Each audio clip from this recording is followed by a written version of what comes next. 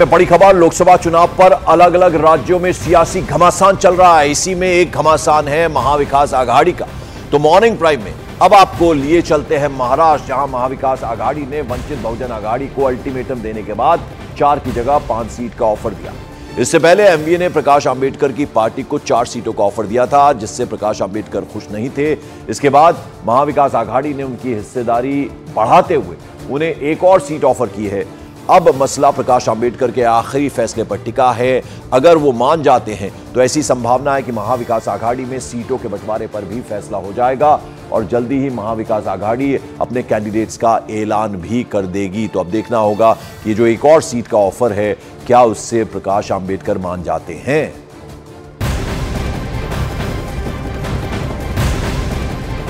और वहीं सूत्रों के हवाले से दावा किया जा रहा है कि आज प्रकाश अंबेडकर अकेले चुनाव लड़ने का ऐलान भी कर सकते हैं, क्योंकि महाविकास आघाड़ी की तरफ से प्रकाश अंबेडकर से कोई संपर्क नहीं किया गया है। ऐसे में प्रकाश अंबेडकर लोकसभा चुनाव अकेले लड़ने का ऐलान भी कर सकते हैं। तो ये देखना होगा, जो एक सीट और दी गई है, यानी 4 की बजाय 5 देने की बात हो रही है, तो ऐसे में क्या प्रकाश अंबेडकर मान जाते हैं या फिर उनकी जैसी मांग है, अगर वो पूरी नहीं होती है तो वो क्या अकेले ही चुनाव लड़ेंगे। तो ये देखने वाली बात होगी। विवेक गुप्ता मेरे सहयोगी मुंबई से हमारे साथ। विवेक, अभी तक ये फैसला हो नहीं पाया, हम हर रोज ये जिक्र कर रहे हैं, लेकिन प्रकाश अंबेडकर माने नहीं अभी तक। अब एक सीट और ऑफर की गई है, 4 की जगह 5। बिल्कुल सही कहा पंकज आपने। देखिए यहाँ मान मनोबल का जो गेम है वो अभी भी चल रहा है और महाविकास आघाड़ी अपनी तरफ से पूरी कोशिश कर रही है कि प्रकाश अंबेडकर उनके साथ लड़ें, उनके साथ महाराष्ट्र में चुनाव लड़ें। लेकिन प्रकाश अंबेडकर की जो मांगे हैं उससे महाविकास आघाड़ी खासकर कांग्रेस और उद्धव गुट का कहना है कि जो मांगे हैं वो बहुत ज्यादा है, वो पॉसिबल नहीं है।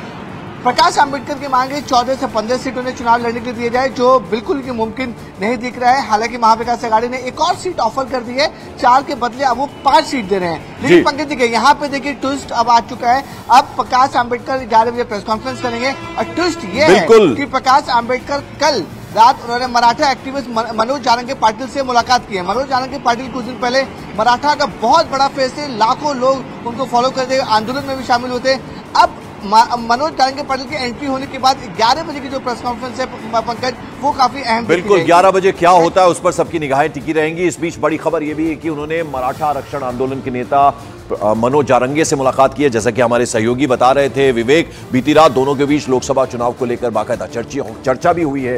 सूत्रों के मुताबिक महाविकास आघाड़ी से अब तक बात न बनने के चलते प्रकाश अंबेडकर की ये मुलाकात बेहद महत्वपूर्ण है, बेहद अहम है, क्योंकि प्रकाश अंबेडकर ने महाविकास आघाड़ी से मनोज जारंगे को लोकसभा कैंडिडेट बनाने की मांग भी की थी।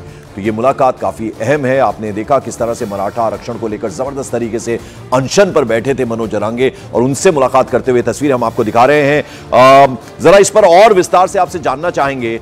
लगातार ये बात उठा रहे थे प्रकाश अंबेडकर की मनोज जारंगे को विवेक टिकट दिया जाए, उन्हें कैंडिडेट बनाया जाए, और कल की ये जो मुलाकात की हम तस्वीरें दिखा रहे हैं बेहद अहम है। अब देखना होगा आज 11 बजे, जैसा कि आप बता रहे हैं, क्या कहते हैं प्रकाश अंबेडकर। बिल्कुल पंकज, देखिए ये तस्वीरें काफी ज्यादा अहम है। देखिए क्योंकि ये जो मुलाकात हुई है वो प्रकाश अंबेडकर की प्रेस कॉन्फ्रेंस से कुछ घंटे पहले हुई है, यानी कि देर रात में मुलाकात हुई है। अब उन दोनों के बीच में क्या ट्यूनिंग हुई है, क्या बातचीत हुई है, क्या मनोज जारंगे पाटिल प्रकाश अंबेडकर के साथ चुनाव लड़ने वाले हैं, इसको लेकर ऐलान हो सकता है। क्योंकि प्रकाश अंबेडकर बहुत दिन पहले उन्होंने कहा था कि मराठवाड़ा में और मराठाओं को अगर वोट कैप्चर करना है तो मनोज जारंगे पाटिल को लोकसभा सीट दी जाए। विवेक जरा संक्षेप में समझाइएगा, अगर प्रकाश अंबेडकर अलग जाते हैं तो फिर उस सूरत में कांग्रेस के हिस्से आती हैं सीटें, फिर क्या फैसला होगा। देखिए अगर इसमें दो फॉर्मूले इसमें अभी तक सामने आए हैं। अगर महाविकास आघाड़ी में प्रकाश अंबेडकर नहीं आते हैं तो फॉर्मूला रहेगा, जो उद्धव गुट है वो 20 सीट पे लड़ेगी, जो कांग्रेस है वो 18 सीट पे लड़ेगी, और जो एनसीपी है शरद पवार गुट वो 10 सीट पे लड़ेगी, यानी कि जो 48 का फॉर्मूला तैयार रखा हुआ है। अगर इसमें प्रकाश अंबेडकर आते हैं तो उन्हें 5 सीट दी जा रही है। वो जो 2 से या 3 सीट की कॉम्प्रोमाइज है वो उद्धव ठाकरे भी करेंगे, शरद पवार भी करेंगे, और 1 या 2 सीट कांग्रेस भी करेगी। बिल्कुल, तो बड़ी बात यह है कि आज 11 बजे दोपहर में क्या कहते हैं प्रकाश अंबेडकर, उस पर सबकी नजर रहेगी। वहीं महाराष्ट्र में एनडीए पर भी आज आखिरी मोहर लग सकती है। एमएनएस के राज ठाकरे आज एनडीए में जाने पर फैसला ले सकते हैं। आज राज ठाकरे ने भी सुबह करीब 11 बजे अपनी पार्टी पदाधिकारियों की बैठक बुलाई है। इसके बाद वो अपना फैसला सुना सकते हैं और सूत्रों के हवाले से खबर है कि एनडीए में जाने पर एमएनएस को सीट बंटवारे के तहत 2 सीट मिल सकती है। विवेक, ये अगर हम एनडीए की बात करें तो यहां पर भी आज महायुति में भी जो है वो फैसला हो सकता है। राज ठाकरे का क्या मन बनेगा, क्या वो करते हैं, उस पर सबकी निगाहें हैं। बिल्कुल सही पंकज, देखिए राज ठाकरे पे भी महाराष्ट्र में और पूरे हिंदुस्तान में सबसे ज्यादा निगाहें टिकी हुई है, क्योंकि राज ठाकरे जब दिल्ली गए थे, अमित शाह से मुलाकात की और वहां पे बीजेपी के वरिष्ठ नेताओं से मुलाकात की, तब से ये आकलन है कि राज ठाकरे कितनी सीटों पर चुनाव लड़ेंगे। देखिए एनडीए में शामिल हो रहे हैं, ये लगभग तय है। आज वो 11 बजे के आसपास अपने घर जो सीट तीर्थ है वहां पे सभी एमएनएस के नेताओं से वो मीटिंग बुलाई है। इस मीटिंग में तय होगी कि कौन सी सीट पे उन्हें लड़ना चाहिए। जो सूत्रों से जानकारी मिली है कि मुंबई साउथ और शिरडी लोकसभा सीट पर राज ठाकरे की नजर है। इन 2 सीटों पर वो अपना उम्मीदवार उतारना चाहते हैं, जिसको लेकर बीजेपी के साथ बातचीत हो रही है। अब बीजेपी इस पे कॉम्प्रोमाइज करती है या नहीं करती, ये देखने वाली बात होगी। लेकिन विवेक, जरा ये समझाइए, राज ठाकरे के महायुति में होने ना होने से क्या फर्क पड़ता है? देखिए महायुति में राज ठाकरे का आना एक इम्पैक्ट पड़ेगा। देखिए इसमें दोनों तरफ का फायदा है। राज ठाकरे जो रीजनल पार्टी है एमएनएस, उसे नेशनल लेवल पे देखा जाएगा, नेशनल लेवल पर पार्टी बनने की कोशिश की जाएगी। अपने बेटे को, जो अमित ठाकरे जो दिल्ली में गए थे, अमित शाह से मिले थे, अपने बेटों को अच्छा मौका है लॉन्च करने के लिए एक नेशनल लेवल की पार्टी में।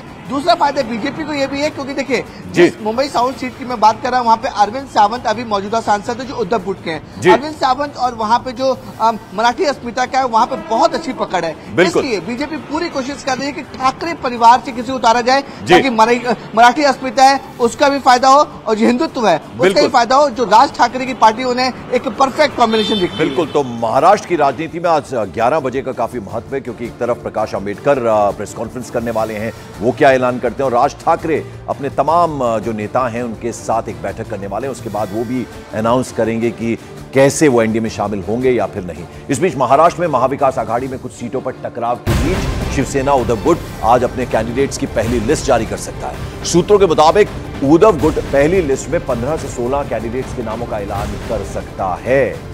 तो आज शाम तक उद्धव गुट की पहली लिस्ट सामने आ सकती है, यानी कौन कौन कैंडिडेट्स होंगे, 15 से 16 उम्मीदवारों के नामों का एक तरह से घोषणा कर सकता है उद्धव गुट, ये ऐलान कर सकता है। तो आज शाम 15 से 16 कैंडिडेट्स के नामों का ऐलान हो सकता है, यानी उद्धव गुट की पहली लिस्ट आज सामने आ सकती है।